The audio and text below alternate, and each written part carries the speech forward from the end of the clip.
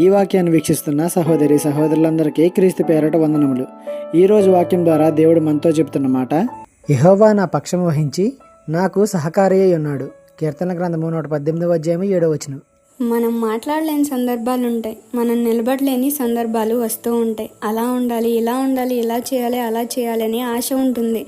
కానీ అలా ఉండలేము, చేయలేము. అలాంటి సందర్భాలలో దేవుడు మన పక్షాన్ని నిలబడతాడు.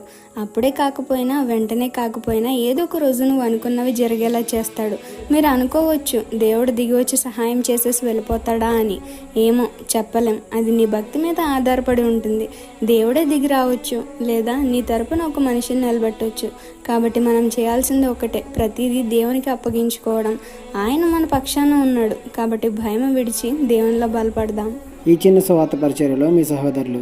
God bless you. ఆమేన్.